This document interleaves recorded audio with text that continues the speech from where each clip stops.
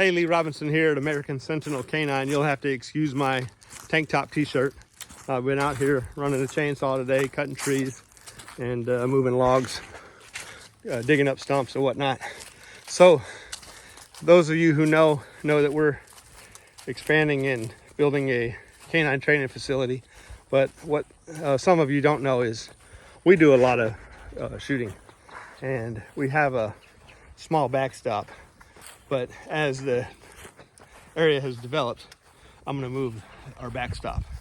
So this used to be a 2,800 acre hunting camp on the other side, and property has been sold and they're developing houses out there now. So we're going to tear this backstop down, make it about twice as big, and put it on the back of the property.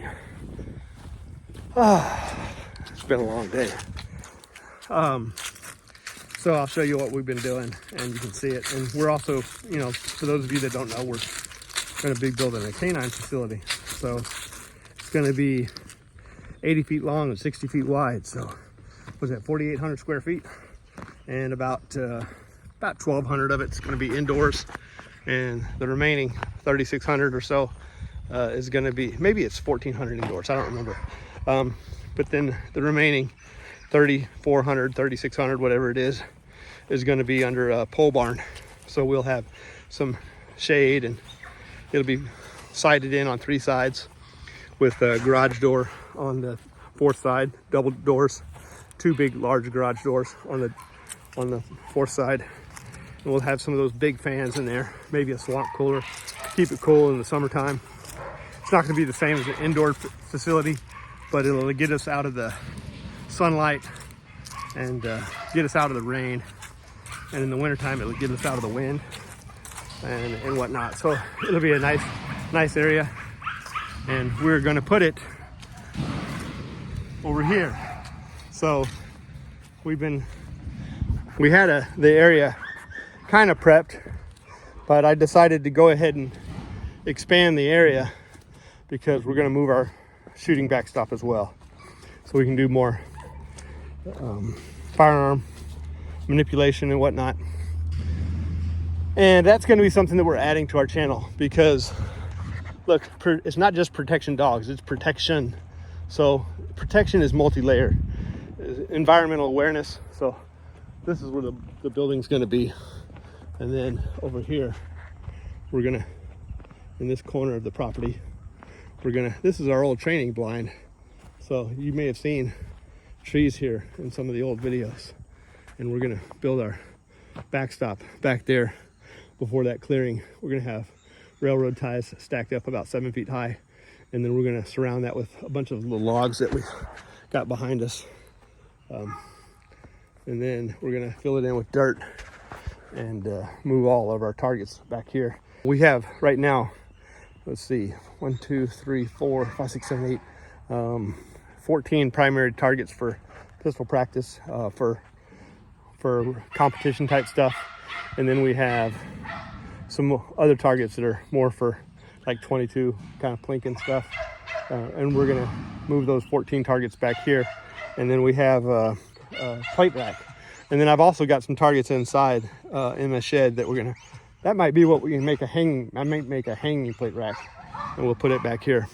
So protection is not just dogs, right? It's environmental awareness, neighborhood watch, fire alarms, smoke alarms, cameras, neighborhood watch, dog, and firearm.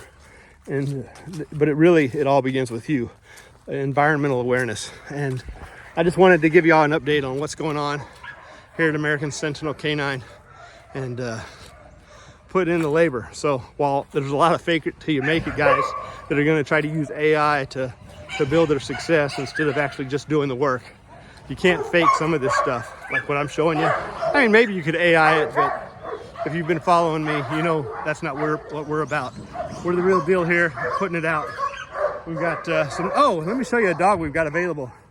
This is a 10-month-old dog, returned. He was too much for the owner. They thought they wanted a protection dog, but he's a bit serious for just your average Joe. So they might be better off with like a Labrador or a Golden Retriever or something. Maybe they want something a little bit more social to take to town and whatnot, and not really bark at people that they encounter.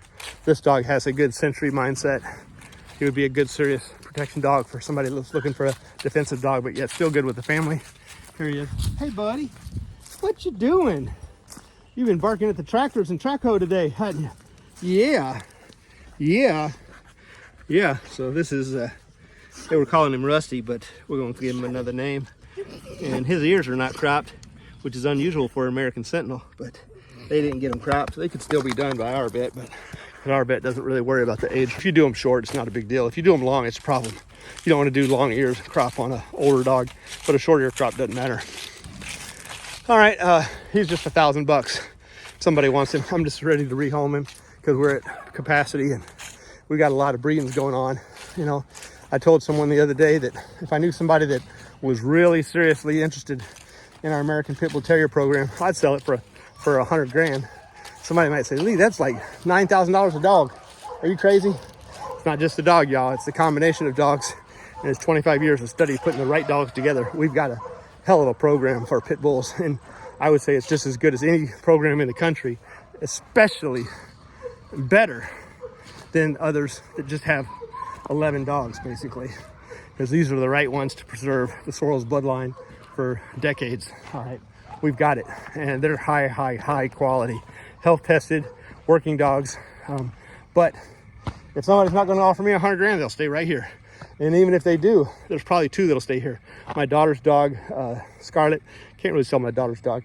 And two, Bam Bam, a dog that I've been working with that I would consider selling the rest of them for $100 grand, which is a big ticket. I know that, but I told two people about it and they actually were interested. So maybe it's not as crazy as I thought. I've just never put it out there because I'm not going to sell them for less than that. And I don't think too many people are going to pay me $100 grand for 10 dogs, but who knows, maybe they will. But as far as the Sentinel program, it's going to stay. That's the only reason why I would consider selling the pit bull program, is because the Sentinel program right now, it's at an apex, y'all. Really happy with what we have. But I need to put the time in with them. All right, y'all take care and have a blessed day. Bye.